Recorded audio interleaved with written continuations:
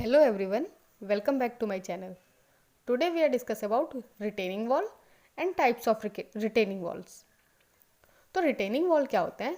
Retaining wall एक हमारा structure होता है जो किसी भी मटेरियल को रिटेन करने के लिए और उसके स्लाइड या इरोड होने से उसको बचाता है। इसको इस टाइप से डिज़ाइन किया जाता है जिससे इस पे लगने वाला जो मटेरियल का प्रेशर है वो ईजिली रेजिस्ट कर पाए। इसको एक एग्जाम्पल के थ्रू देखते हैं और अच्छे से जानने के लिए। तो सपोज आपका गांव किसी रिवर या नदी के पास बसा हुआ है और नदी में ये होता है कि वो अपने साथ आसपास की मिट्टी को भी बहा के ले जाती है, मीन्स सॉइल इरोजन होती है वहाँ पे।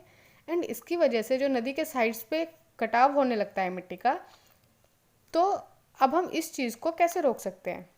तो इसको रोकने के लिए हम एक ऐसा स्ट्रक्चर बनाते हैं जो कि सॉइल इरोजन भी ना होने दे और एंड ऑल्सो कि मिट्टी को वहाँ पे होल्ड करके रख सके। तो ऐसे ही स्ट्रक्चर को हम रिटेनिंग वॉल कहते हैं। एग्जाम्पल डैम, जैसे कि जो पानी को रिटेन करने के लिए बनाया जाता है। एम्बैंकमेंट, जो रोड साइड मिट्टी को रिटेन करने के लिए बनाया जाता है। Now what are the main components of retaining wall? तो पहला हमारा होता है ये स्टेम, ये जो आप वर्टिकल देख रहे हैं ये स्टेम। देन ये जो हमारा हॉरिजॉन्टल है ये हमारा होते हैं बेस स्लैब जो हमारे होते हैं दो पार्ट्स में डिवाइडेड होते हैं। एक होता है हमारा टो स्लैब एंड इधर साइड वाले को हम कहते हैं हील स्लैब, जैसा कि अभी आप फिगर में देख रहे होंगे। एंड दिस इज शीयर की क्यों प्रोवाइड किए जाते हैं? जब सॉइल का जो प्रेशर है वो रिटेनिंग वॉल पे एक्सेस होने लगता है तो उस वजह से स्लाइडिंग के चांसेस ज़्यादा हो जाते हैं।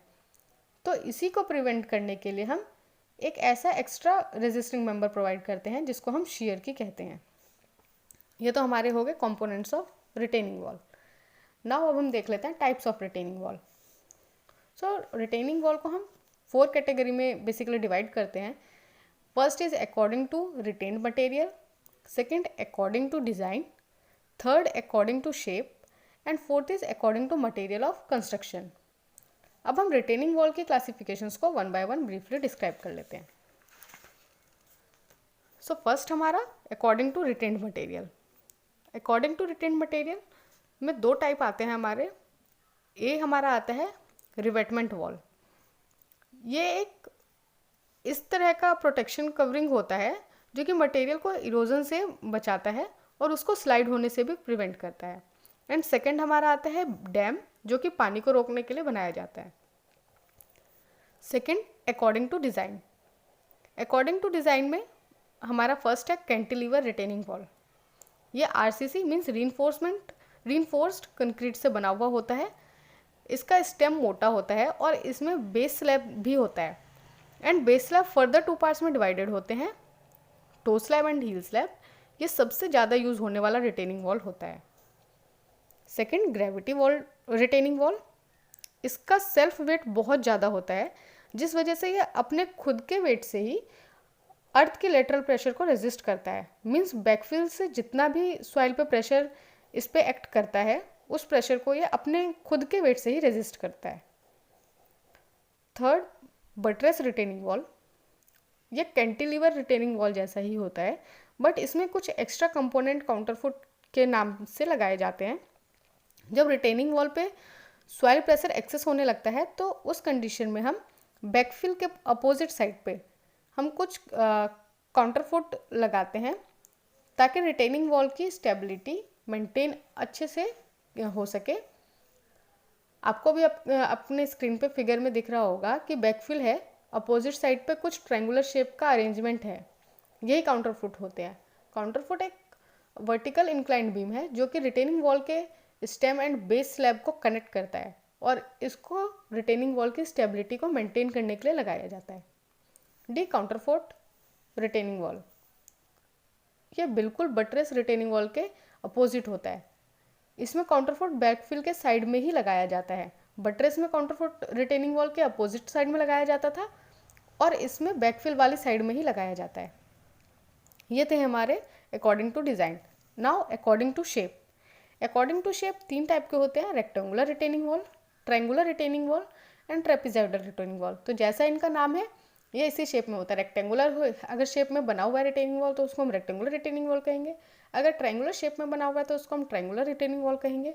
अगर वो ट्रेपेजॉइडल शेप में बना हुआ है तो उसको हम ट्रेपेजॉइडल रिटेनिंग वॉल कहते हैं। नाउ फोर्थ हमारा आता है according to material of construction.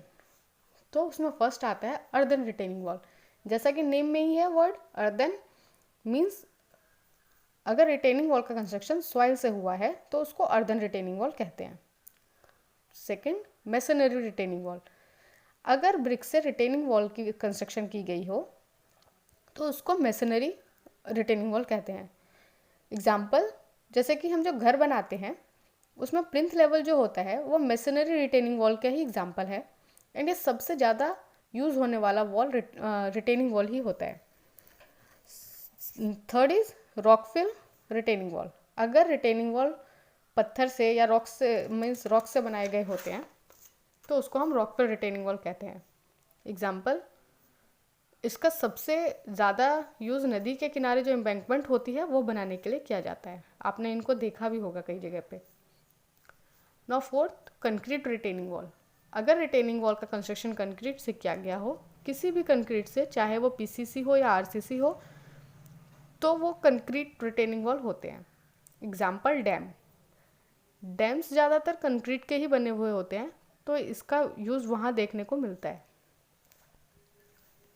I hope you like this video. Please do like, subscribe and share this channel.